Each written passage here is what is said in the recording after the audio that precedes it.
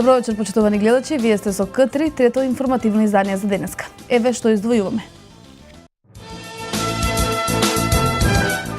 Локалната самоуправа на Крива Паланка самостојно организира форумски сесии за креирање на буџетот за следната година.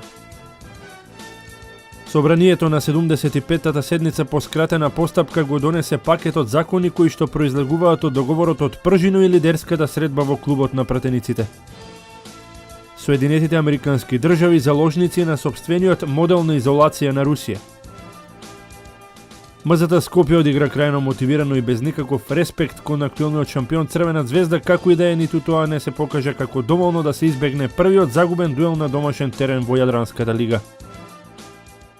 За преостанатото бидете со нас и по рекламите, третиот дневник тргнува во 20 часот.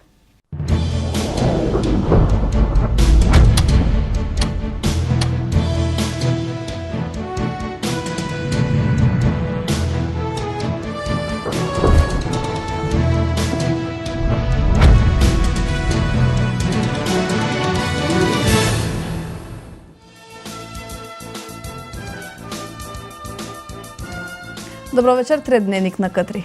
Со низа пригодни манифестации и традиционални свечености, градот Куманово го чествува еден од најславните датуми во својата богата и долга историја. И не само 11 ноември, туку и периодот во пресретот на празнувањето минува во знакот на ослободувањето на градот од германско-бугарскиот окупатор, како и победата против фашизмот. Традиционално по тој повод градот организира бројни активности и ќе вгости пријатели и добронамерници. Градоначалникот Зоран Дамјановски ќе одржи свечен прием на своите колеги од збратимените градови. Прославата на ослободувањето на градот ќе кулминира со свечената седница на Советот на општина Куманово во големата сала во поранешен комитет, на која што покрај културно-уметничката програма ќе бидат доделени и традиционалните ноемвриски награди на заслужните успешни лауреати. Во пресрет на чествувањето во уметничката галерија ќе биде отворена изложбата Кумановски ликовни уметници 2015. Изложбата ја организира Музеј Куманово во соработка со градоначалникот и Советот на општина Куманово. Во Центарот за култура Трајко Прокопиев ќе биде промовирана книгата Исплетена детска среќа од поетесата Божана Трајковска. Хрватскиот пејач Борис Новковиќ ќе пее на градскиот плоштад во Куманово. Заедно со него ќе настапат и Нино Величковски и тамбураши, како и други гости од домашната естрада. На 11 ноември 1944 година Куманово е ослободено од окупацијата на фашистичката војска по жестоките борби кои што се воделе од 1 до 11 ноември, а во акциите за ослободување на градот учествувале 2 бригади од составот на Кумановската дивизија, како и баталјон од народната одбрана. Во 4-годишната борба против фашистите учествувале над 2000 кумановски борци, од кои што 455 загинале. Куманово, градот првоборец, дал 8 народни херои: Киро Фетак, Перо Чичо, Боро Менков, Бајрам Шабани, Боро Петрушевски, Христијан Тодоровски, Мара Нацева, како и Трајко Стојковски. Датумите врзани за големите историски победи, покрај повод да им се оддаде признание на заслужните, нудат одлична можност да се ужива во остварениот идеал за кој што некој гинал. Така и оваа година, денот на ослободувањето на Куманово, ќе овозможи во слобода денешните генерации да се истакнат со достигнувањата. По повод празнувањето на 11 ноември, денот на ослободување на град Куманово, градоначалникот Зоран Дамјановски одржа прием за представници на боречката организација, Сдруженијето на армиски и полициски ветерани, резерви старешини, како и поранешните градоначалници на градот и командирот на територијалната противпожарна единица Куманово. За актуелните настани во градот, свој говор одржа и поранешниот борец Спирко Зафировски. По повод 11 ноември, 71 година од ослободување на Куманово, градоначалникот Зоран Дамјановски направи прием со представници на боричката организација, Сдружение на армиски и полициски ветерани и резервни старешини, поранешните градоначалници на градот и командирот на територијалната противпожарна единица Куманово, кои во транзицијскиот период го одбележаа постоењето на локалната самоуправа на град Куманово. Градоначалникот упати благодарност до сите нив за доприносот и активното учество преку авторитетот кој го имале во градење и профилирањето на градот. Пред присутните говореше за актуелните случувања за оваа година. 11 октомври го запали факелот на ослободителната борба, даде 8 народни хероја, даде 830 жртви од фашистичкиот терор и град кој е препознатлив во формирање на самобитноста на македонската држава. На овие терени е создадена и првата македонска држава, односно првото заседание на АСНОМ, така да по се нешто Куманово се профилира како звезда водилка во македонската историја. Од таа причина имам чест и да го предводам овој град, кој, како што кажа, во историјата дал голем допринос. На приемот со свој говор се обрати борецот Спирко Зафировски, кој се потсети на ослободувањето на градот. Рече дека со германците воделе борби на потегот меѓу Куманово и Крива Паланка, а на 11 ноември окупаторите го минирале надвозникот на Врањско џаде и пругата кај спомен Костурница и почнале да се повлекуваат. Кажа дека борбите траеле од 1 до 11 ноември, а по победата биле еуфорично дочекани во Куманово. Дочек беше величенствен. Ние аплаудираа, не поздравуваа, све до центар на град, тогашна Тумба. Оти тамо ни беше зборно место. Интересантно е, откако влеговме во Куманово, па све до центар не пратеа луѓето со нас, упаѓао редови, а посебно дешиња кои ни ги зимаа капите, ни ги зимаа автоматите и тие ги носеа до центар на град. Ние бевме среќни и радосни, аплаузи беа големи. Кога стигнавме на центар, видовме беше преплавен со луѓе од сите страни. Меѓу останатото, градоначалникот го најави доаѓањето на делегацијата од Солун на заменик градоначалник и шеф на кабинетот на градоначалникот, во кој истакна дека ова е прв пат на вакво високо ниво во Република Македонија да има средба помеѓу два града, кои се втори по големина, и се надева дека оваа посета дава надеж да се отпочне еден процес на билатерално разбирање и решавање на двејподеценискиот проблем. Можеби тоа е формулата зближување на два региона, на два града и најверојатно добар почеток за цивилизацијско решавање на сите спорови во регионот. Во Кумановскиот центар за култура синоќа беше отворена изложбата на дела од меѓународната колонија Карпино. Како и досега, уметниците кои твореа на колонијата изработија 30 дела во различни техники. Отворањето на колонијата е дел од програмата за одбележување на Денот на ослободување на Куманово. Љубителите на ликовната уметност синоќа во Центарот за култура Трајко Прокопиев имаа можност да проследат 30 дела работени во класична и комбинирана техника, кои уметниците од повеќе држави ги изработија на 13-та ликовна колонија Карпино. Уметниците твореа во населбата Карпош, бидејќи последниве 4 години нема услови во манастирскиот комплекс Карпино, по кој е и насловена колонијата. Сепак најавите од Кумановско-Осоговската епархија се дека полека ќе заживува овој манастир. Освен во манастир Јоаким Осоговски, дека полека и во манастирскиот комплекс Карпино ќе се воведат монаси.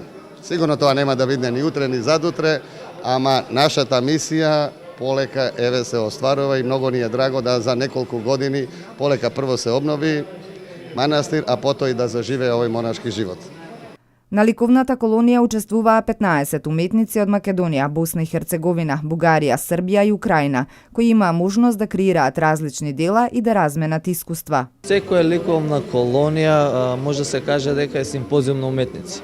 Значи тука се разменуваат искуства, техники, дружења, па дури и култури, бидејќи ова е меѓународна ликовна колонија и се повеќе држави, повеќе култури, значи од Украина до Балканот, тука се сплотија културите и настана овие прекрасни дела.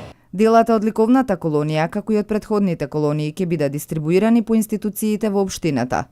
Општина Куманово, преку Фондацијата за спорт и култура и секторот, ја поддржува оваа манифестација, а колонијата Карпино, секоја година изложби прекрасни дела кои ќе останат во каталозите и на витрините на нашите институции. Отварањето на ликовната колонија Карпино е дел од програмата за одбележување празници во чест на Денот на ослободување на Куманово. Но освен кумановската публика, делата од оваа колонија ќе имаат можност да ги видат и граѓани од други општини во државата. Денот на општина Старо Нагоричане, 11 ноември, со пригодна свеченост ќе биде одбележан утре, информираат од општината. Свеченоста ќе се одржи во основното училиште Светозар Марковиќ, каде во 10 часот и 30 минути до 11 часот ќе има прием на гости. Од 11 часот до 12 ќе бидат доделени ноемвриските награди на лауреатите, а во 12 часот и 15 минути е свеченото пуштање во употреба на плоштадот во општината. Кривопаланчани учествуваа во втората сесија од Општинскиот буџетски форум за донесување на буџетот на општината за 2016 година. Форумскиот процес годинава е во организација на локалната самоуправа, а се состои во 3 сесии, од кои 2 наменети за дискусија на граѓаните заедно со представниците на локалната самоуправа, а третата на која ќе биде даден отчет пред граѓаните, ќе следи поседницата на Општинскиот совет на која ќе бидат изгласани приоритетните предлози. Во Крива Паланка се организираат 2 форумски сесии за креирање на буџетот за престојната 2016 година со цел партиципативно и транспарентно изготвување на буџетот согласно потребите и приоритетите на граѓаните. Во изминатите неколку години кривопаланчани имаа можност да учествуваат во донесувањето на одлуките на локално ниво и распределба на општинските средства, најпрвим преку отворените денови, а минатата година преку буџетскиот форум во рамки на програмата Форуми во заедницата. При тоа на граѓаните им се дава отчет за сработеното. Ке следи и сесија по седницата на Општински совет, на која ќе се презентираат и прифатените граѓански предлози. На првата сесија, присутните водеа дискусии по предлог програмите за локален економски развој, реконструкција, одржување и заштита на локалната патна мрежа, програмата за јавно осветлување, програмата за образование и за уредување на градежно земјиште на општината, кои беа појаснети од експертите на локалната администрација. На минатогодишниот буџет учество зедоа повеќе од 70 граѓани. Претеничката група на ВМРО ДПМН најостро го осудува нападот врз доктор кој што беше извршен во клиничкиот центар во Скопје. Претениците од претеничката група на ВМРО ДПМН се солидаризираа со доктори во Република Македонија. Во името на колегите изјава даде претеникот во собранието Зоран Ѓорѓевски. Нашата поддршка како претеничка група на ВМРО ДПМН исто така ја има и секоја иницијатива која е во полза на докторите и пациентите и подобрувањето на условите во кои што работат и ги добиваат здравствените услуги. Крајно нечовечки и срамен е обидот на СДСМ политички да го злоупотреби овој криминален акт, се со цел да предизвика криза во здравствениот систем и добивање на политички поени за себе. Како пратеници и доктори од пратеничката група на ВМРО ДПМН, бараме надлежните институции што е можно побрзо, целосно и транспарентно да го расчистат овој инцидент и да ги казнат виновниците според законската регулатива. Во нашето здравство работат илјадници лица кои макотрпно и себевложувачки работат и помагаат на многу пациенти. Здравствениот систем и вработените во него не смеат да бидат паричка за подкусурување на политичките партии. Тоа е неодговорно. Во Центарот за култура Трајко Прокопиев утре во 11 часот свечено ќе биде отворен сајамот за вработување, организиран од Агенцијата за вработување на Македонија. На сајамот ќе присуствува Владко Поповски, директор на Агенцијата за вработување на Македонија. Во 12 часот ќе има форум со работодавачи, а во 13 часот ќе бидат присутни и младите кои бараат работа. На сајамот ќе учествуваат 40 фирми од нашиот регион од различни дејности. Сајмите за вработување 2015 до сега посетија 6 градови низ Македонија. Оваа недела карванот ќе го посети Куманово, каде ќе се одржи 7-миот сајм поред. Карванот се префрла во Источна Македонија и е во организација на Агенцијата за вработување на Република Македонија, нуди голема понуда на можности за вработување за невработените, а воедно и за активните баратели за нови работни позиции. Сајмот за вработување во Куманово ќе се одржи утре со почеток во 11 часот и ќе биде отворен за посетители се до 14 часот. Место на одржување на овој сајм е Домот на култура Трајко Прокопиев во Куманово. Како дел од сајмот ќе се одржи и средба со млади и форум на работодавачи. На свеченото отворање на сајмот во Куманово ќе присуствува и Владко Поповски, директорот на Агенцијата за вработување на Република Македонија, како и службеници од Министерството за труд и социјална политика. Националната установа Центар за култура Крива Паланка неделава понуди богата културна програма. Влюбениците на филмовите ќе имаат можност да уживаат во македонските филмски класици, а за во среда 11 ноември е закажана и промоција на романот Како ги заработив првите пари, првенче на Александра Велинова Радеска. На репертуарот на Кривопаланичкиот дом на култура неделава ќе бидат прикажани македонските филмски класици. Во понеделник беше прикажан Hi-Fi, во вторник Тријани. Следува Среќна нова 49 во среда, Планината на гневот во четврток и Тетовирање во петок. Кинопроекциите се со почеток во 20 часот, а цената на влезниците е 50 денари. Во Центарот за култура со Вардар филм договоривме да прикажеме неколку филмови, тоа се македонски филмски класици кои што ќе имаат можност граѓаните на Криво Паланка да ги погледнат, да присуствуваат во Центарот со почеток во 20 часот. Се во среда, 11 ноември е закажана промоцијата на книгата «Како ќе се работи в првите пари» од Александра Велинова Радевска. Промоцијата е со почеток во 19 часот во просториите на градската библиотека. За наредната недела имаме планирано други активности, исто така може да го најавиме и промоцијата на книга која што во среда ќе биде промоција на книга «Како ги заработив првите пари» од Александра Велинова Радевска. Исто така ја поканил граѓаните што поголема присуство на оваа промоција на книга.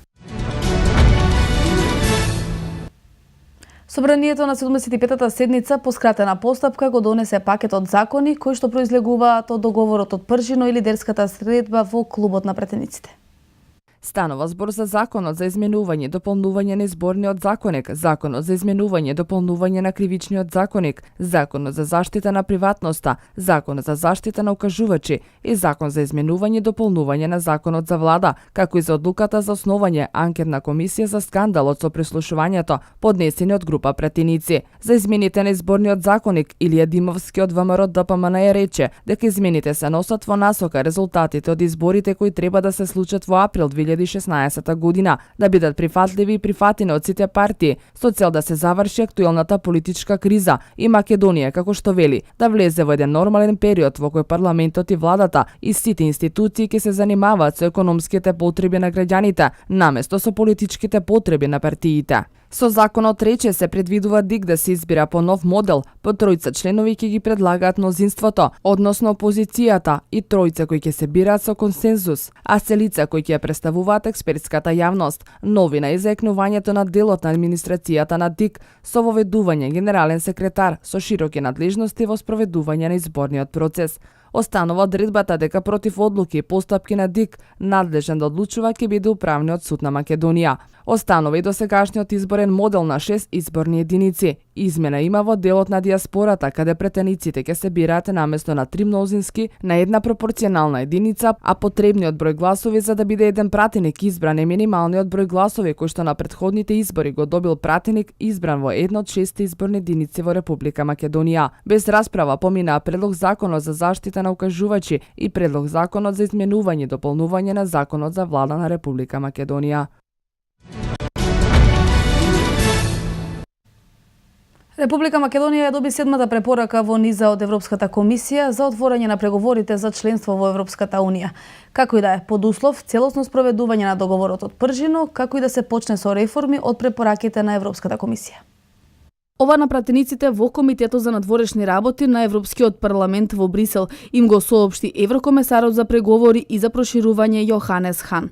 Представувајќи ја стратегијата за проширување за 2015 година, Хан за Македонија потврди дека има нова препорака со очекуваниот услов. За напредокот постигнат досега, спроведување на договорот од јули е важен и Европската комисија предлага отворање на преговори со Македонија под услов да се спроведе јулскиот договор и итно да се почне со реформските мерки препорачани од Европската комисија. Според еврокомесарот, Македонија има високо ниво на усогласеност со европското законодавство. Како и да е, политичките лидери во земјата мора да се свесни кои се приоритетите за реформи. Потребно е да се доврши и реформа на Охридскиот договор, а дополнителни мерки за доверба се потребни и меѓу етничките заедници. Европратениците од Комитетот за надворешни работи на Европскиот парламент ја поздравија 7-та последователна препорака на Европската комисија за отварање на преговорите за членство на Македонија во Европската унија и побараа итно отворање на истите, а да не се чекаат изборите во април.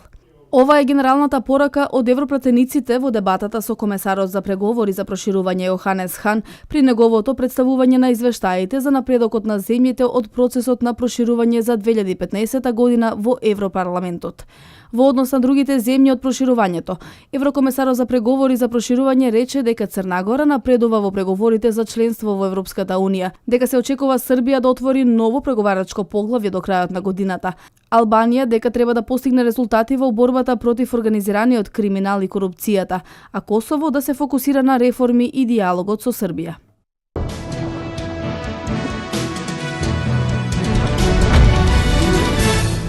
Прва средба на Обама со Нетанјаху по кризата во односите околу Иран. Сад заложници на сопствениот модел на изолација на Русија. Половина тон кокаин во автобуси со навивачи заплени колумбиската полиција. Следуваат вестите од светот.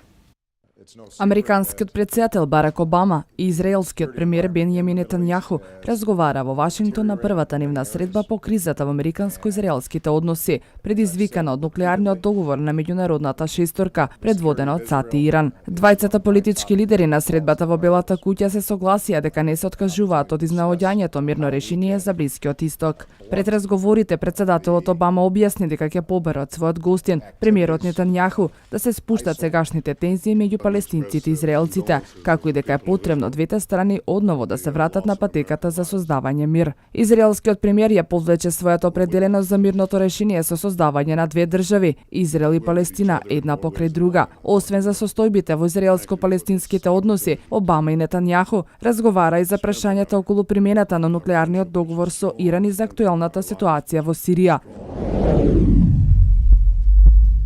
Портпаролот на Руското министерство за надворешни работи Марија Захарова оцени дека САД станаа заложници на сопствениот модел на изолација на Русија. Ништо не сакаме од американците, во поголема мерка тие сака нешто од нас, судејќи според бројните повици на високо министерско ниво, кои сега ги добивме, изјави Захарова. Тие ги затворија со сопствените раце, а сега го повикуваат Министерството за надворешни работи за сите проблеми. Мислам дека тие сваќаат дека нивната стратегија никаде не ги води. Не е можно да се зборува за изолација на земја која признавате за најголем играч, кога се во прашање меѓународните прашања, наведе Захарова.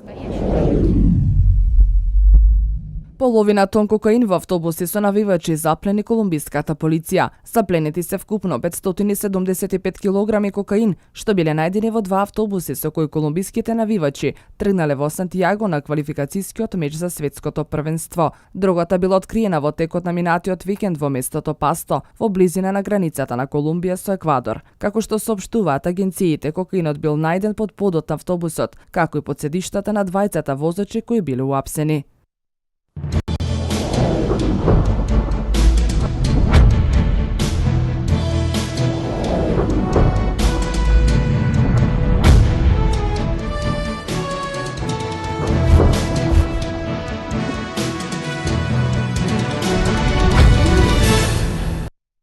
МЗТ Скопје одигра крајно мотивирано и без никаков респект кон актуелниот шампион Црвена ѕвезда, но ниту тоа не се покажа како доволно да се избегне првиот загубен дуел на домашен терен во АБА лигата.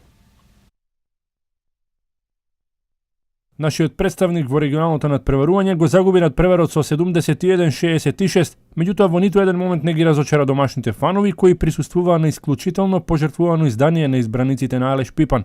Металците својата добра игра ја прикажаа уште во првиот период од мечот, во кој рамноправно се справуваа со големиот фаворит. По неизвестните 20-20 по првите 10 минути следеше комплетна доминација на тимот од Белград, кој на полувремето замина со предност од 11 поени. Во продолжението од мечот, МЗТ во неколку наврати на дуелот дојде до пристојна разлика од 4 поени, сепак Звезда секој пат знаеше како да се справи со притисокот и повторно да врати сигурна предност. Дреновот со 19 постигнати поени беше најефикасен во редовите на аеродромци, додека со двоцифрени ефекти беа и Бунич и Љубичич, кои реализираа по 14 и 12 поени. Вести од меѓународен спорт. Според резултатите во новата сезона во НБА лигата, шампионот Голден Стейт нема намера да се откаже од шампионскиот прстен. Предводникот на Челси Жозе Мориньо во договор со Роман Абрамовиќ ќе направи чистка во зимскиот преоден рок. Според последните информации од Барселона постојат големи шанси првата ѕвезда Меси да заигра на дербито против Реал Мадрид. Во НБА лигата ноќеска се одиграа 7 напревари, а шампионот Голден Стейт ја продолжи победничката серија, откако и во 8-миот напревар се радуваше на триумф пред своите навивачи. Совладан беше тимот на Детройт со 109-95. Првиот играч на домашните, Стеф Кари, постигна 22 поени, но затоа од клупата Игудала и Барбоса заедно запишаа 23 и со најефикасниот Клеј Томпсон донесоа максимален учинок на својот тим. Кај Детройт Андре Драмот уште еднаш имаше дабл учинок, 14 поени и 15 скокови, додека непрецизни беа Реджи Джексон и Стенли Џонсон со по 20 кошеви. Ноќеска се играат уште 7 напревари.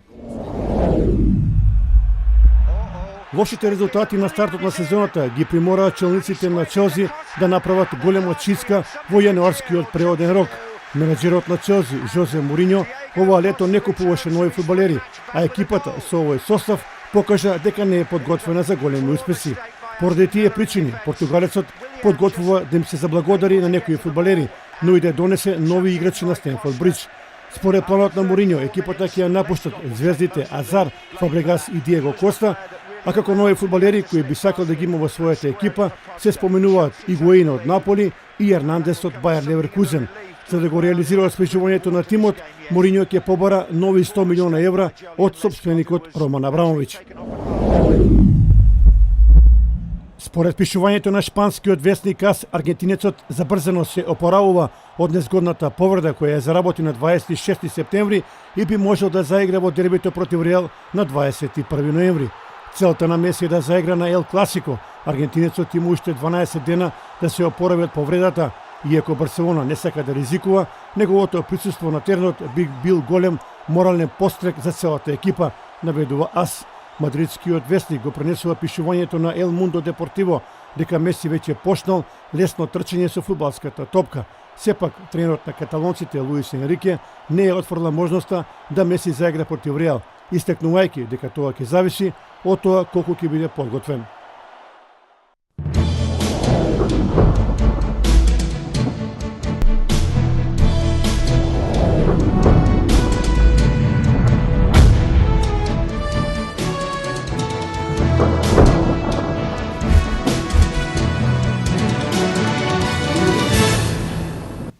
Времето во Македонија е утре сончево со мала до умерена облачност. Да погледнеме метео за североистокот.